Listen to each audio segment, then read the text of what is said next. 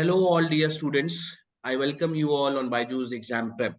Guys, today we have Harshit Pandey with us, who secured All India rank 13 in civil engineering in GATE 2024.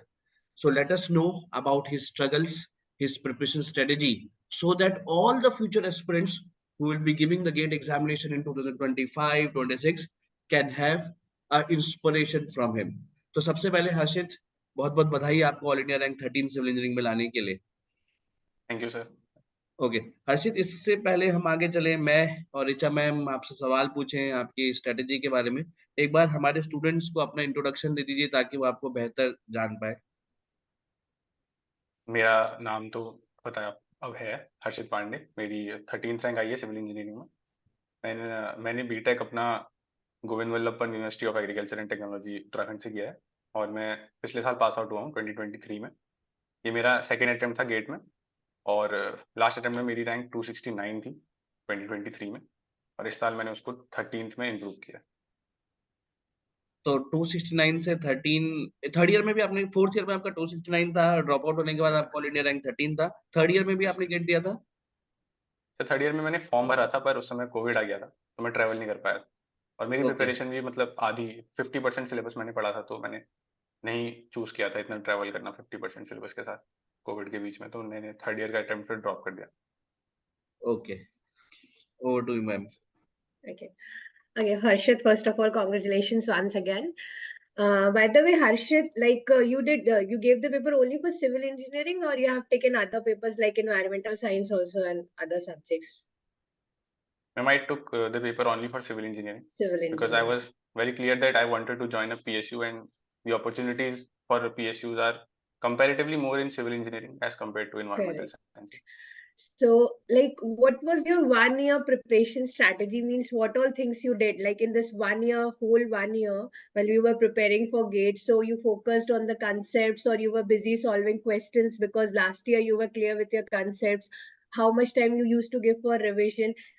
Just tell in brief to all the students which are being seeing your video. Ma'am, for this particular year, my major focus was on test series and trying to solve as much new questions as I can found. So, beginning in July, I aimed to cover my syllabus. In October, I was done with majorly most of the syllabus. So October onwards, I was just writing the test series and revising my syllabus. I had completed most of the syllabus last year only in my previous attempt. I had some doubts which I cleared this year and majorly focused on test series and finding out my mistakes and working on those mistakes. Okay Harshit, इस बार आपने जब exam दिया तो पूरा syllabus complete कर लिया था या कोई सब्जेक्ट या किसी सब्जेक्ट का कोई टॉपिक आपने छोड़ दिया था? सर, मैंने कुछ टॉपिक्स वैसे छोड़े हुए थे जिनकी आने की प्रोबेबिलिटी बहुत कम थी। फॉर एग्जांपल GIS GPS की आने की प्रोबेबिलिटी वैसे ही कम होती है और उसमें से क्वेश्चन आ भी गया तो सॉल्व होगा उसकी कोई गारंटी नहीं होती है। तो मैंने ऐसे टॉपिक्स को नहीं टच किया था, पढ़ा ही नहीं था बिल्कुल ही, जिनका मुझे पता था कि अगर क्वेश्चन आएगा भी तो 99% लोगों से सॉल्व नहीं होगा और वो 1% सॉल्व करके मुझे लानी भी नहीं थी रैंक। ओके तो मैंने ऐसे टॉपिक्स लीव कर दिए थे। ओके हर्षित, आप कितने घंटे पढ़ते थे? मतलब अपार्ट फ्रॉम आपका जो भी क्लासेस वगैरह होता था, उसके अलावा आप खुद से कितना घंटे आप पढ़ते थे? सर, इस बार तो मैंने काइंड ऑफ मेजरली पढ़ाई करी, मैंने कुछ ज़्यादा करा नहीं था अपने ड्रॉप ईयर में। तो मैंने ऐसे कभी घंटे काउंट नहीं करे, मैं टारगेट्स लेके चलता था, मुझे आज ये रिवाइज करना है और इतने टेस्ट देने हैं। तो उस हिसाब से अब मुझे जितना टाइम लगता था, कभी कभार वो 4 घंटे में भी हो जाता था, कभी कभी वो 12 घंटे भी क्रॉस हो जाता था। तो इस हिसाब से मैं टारगेट्स लेके चलता था और टाइम उसके अकॉर्डिंगली डिस्ट्रीब्यूट हो जाता था दिन भर में। Okay Okay. Harshit, obviously you told that you were focusing on test series and all. So, first of all, you just gave only the mock test, or right from the beginning you started with the subject-wise test or multiple subjects test? Because generally the students start to give the test series at the very end, like November, December. And we tell to students that you should start giving the test series early so that you have that confidence. So could you tell the students like at what time you started to give the test series, and have you attempted only the mock test or it was subject wise test also which you gave? In my last attempt, actually, I did that same mistake of giving test series at the last. In my last attempt, I attempted the test series in January and could give only 20 mock tests. So this time I tried to rectify that mistake of mine. I started my test series in around October from topic wise test, subject wise test, complete syllabus test, and completed the entire test series. So this time I did rectify that mistake of not giving test series early on. And how you used to do your revision? Like obviously you have completed the syllabus, so you used to make short notes or you used to revise through the question solving techniques. So what was your manner in which you used to do the revision of the subjects which you have already completed? And first of all, for revising, I had created a kind of an Excel sheet and I had distributed the weightage of every subject and assigned a random value. For example, a value of 9 to soil mechanics because it was very important.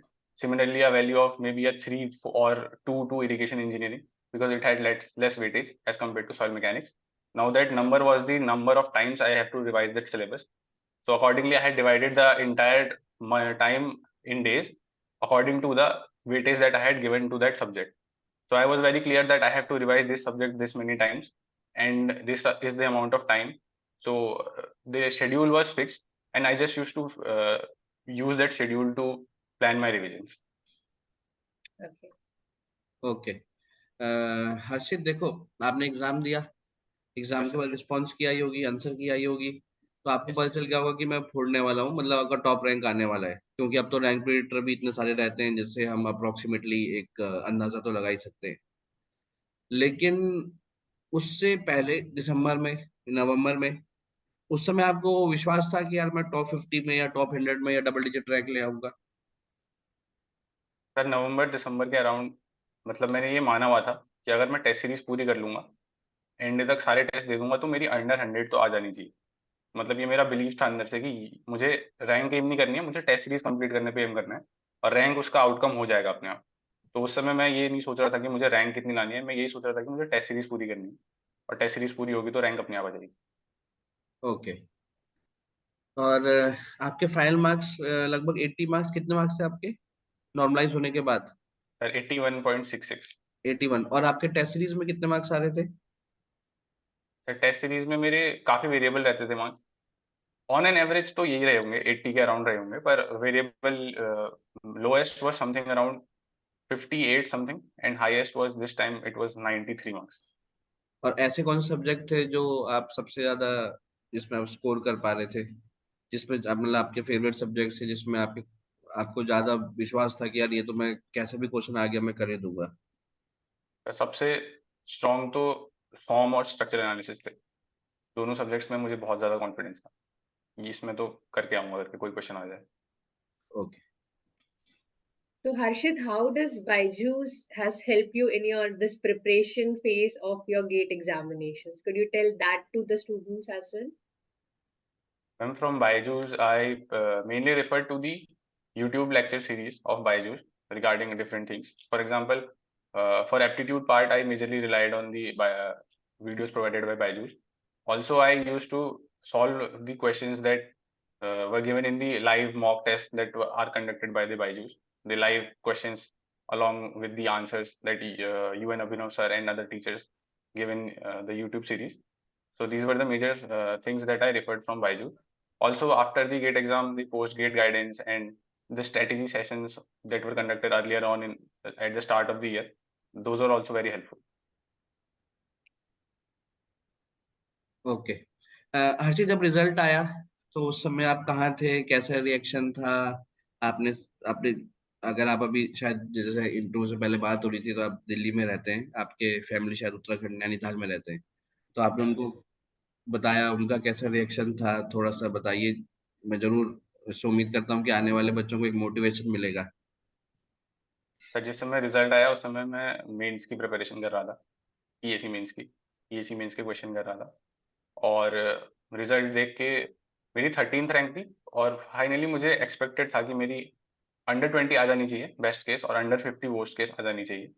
तो मेरे लिए तो मतलब उतना major moment वो नहीं था क्योंकि रैंक प्रेडिक्टर्स ने मुझे ऑलरेडी बता दिया था, पर घर वालों को मैंने इतना अच्छा आ जाएगा नहीं बताया था, ये सोच के कि कहीं नहीं आया तो फिर बुरा लगेगा। तो इस हिसाब से फिर जब मैंने बताया था तो बहुत खुश थे वो, उन्हें लग रहा था कि चलो मेहनत करी है तो रिजल्ट मिल गया, और ये भी था कि चलो पढ़ा भी है 1 साल से, कुछ वो नहीं कर रहा था, तो अच्छी बात थी, नहीं अच्छा तो लगा आप घर तो वालों को, काफी अच्छा आप लगा। तो अभी कह रहे थे ना कि इस साल मैंने ज्यादा नहीं पढ़ा। सर फाइनल ईयर में पढ़ना बहुत डिफरेंट था, क्योंकि कॉलेज के साथ में टाइम कंस्ट्रेंट्स बहुत हो जाते हैं, और फाइनल ईयर में प्रोजेक्ट होता है, ऊपर से हमारी लैब भी थी फाइनल ईयर में, तो बहुत काम हो जाता था। उसके अलावा कॉलेज में इवेंट्स अटेंड करने होते हैं, कॉलेज में फ्रेंड्स होते हैं, यहाँ तो अब अकेले ही रहना होता है, तो टाइम बहुत हो जाता है। तो इस हिसाब से लास्ट फाइनल ईयर वाले अटेम्प्ट में मेरा एफर्ट ज़्यादा लगा था, पर इस बार काफ़ी फोकस्ड, और वो था, मुझे क्लियर था कि क्या चीज़ें करनी है, अपने पिछले साल की गलतियों से मैंने काफ़ी सीखा था। Okay.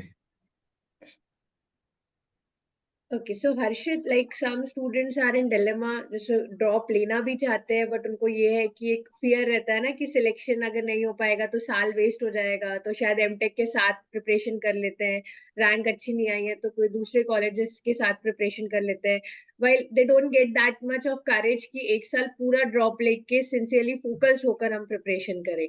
So what you will say to those students जो पढ़ना चाहते हैं, हुआ like है कि यार अगर एक साल ड्रॉप लेके पढ़ लिया then we'll also be able to crack it with a good rank. So what advice will you like to give to those students? I think a student should analyze his condition very clearly. But condition as in the financial condition. If he can bear the financial burden of dropping a year, so I think he should go for it. Also, it depends on the dedication. I think if a person is dedicated, he can clear it with MTech as well. Because I scored a 269 rank last year in final year along with college. So I think it can be done along with proper full-time studies as well. So it majorly, according to me, it depends on the financial condition of a person, that whether he should take a all-out drop, or he should prepare with a, let's say, an MTech or a job. Okay. Harshit, अभी future goals क्या है? अभी engineering services का देंगे आप या दे दिया है फ्यूचर, या अभी इस वाले रैंक से आप 13 रैंक से एमटेक लेंगे, पीएसयू लेंगे? क्या आपके फ्यूचर प्लान्स है, गोल्स हैं? सर अभी के लिए तो ESE मेंस ही टारगेट है, प्रीलिम्स दिया हुआ है, और PSU शायद ज्वाइन करूंगा कोई, और ESE होता है तो फिर ESE ज्वाइन कर लूंगा वहाँ डिजाइन करके। फिलहाल के लिए तो एमटेक यही प्लान है। एमटेक एनी एमटेक, हाउ नहीं? सर एमटेक में इंटरेस्टेड नहीं हूँ थोड़ा, कॉलेज में इतने अच्छे एक्सपीरियंसेस रहे नहीं है प्रोफेसर्स के साथ, तो ये रीजन है मेरा एमटेक के लिए नहीं जाने का। ओके। यस। एक फाइनल क्वेश्चन हर्षित, मेरी तरफ से। आपको इंटरव्यू जो भी ये बच्चे देखेंगे और वो सब आपसे इंस्पिरेशन लेंगे, और उनको आपसे अगर कोई टिप चाहिए हो या उनको आप कोई मैसेज देना चाहें फ्यूचर एस्पिरेंट्स को, तो वो क्या मैसेज या क्या टिप होगी? सर मैंने देखा है अपने साथ, अपने कॉलेज में अपने साथ के लोगों को, कि लोग पहले से एज्यूम करके चलते हैं कि टॉप 100 तो हम नहीं ला सकते, और 100 के बाद की रैंक एम करते हैं। तो मैं कहूँगा कि ज़रूरी नहीं है कि अभी तक के पास्ट अपने एकेडमिक रिकॉर्ड से आप जज करें कि आप ला सकते हैं या नहीं ला सकते हैं। अभी अगर आप एफर्ट करोगे तो रैंक आ जाएगी। एक ड्यू प्रोसेस है, उस PYQ, subject completion, test series, उस प्रोसेस को ड्यूली फॉलो करोगे तो रैंक आने के लिए कोई वहाँ क्राइटेरिया नहीं है कि तुम्हें IIT से होना है या तुम्हारी बीटेक में 9 पॉइंटर होना चाहिए। ये कोई क्राइटेरिया नहीं है, अगर तुम जो प्रोसेस है उसको फॉलो करोगे तो रैंक आ जाएगी, regardless of any past records, past academic records you have. Okay, thank you Harshit. हम थैंक यू दोनों सर। की तरफ से, पूरे बायजूस एग्जाम प्रेप की तरफ से आपको ढेर सारे शुभकामनाएं और all the best. Thank you sir. Thank you.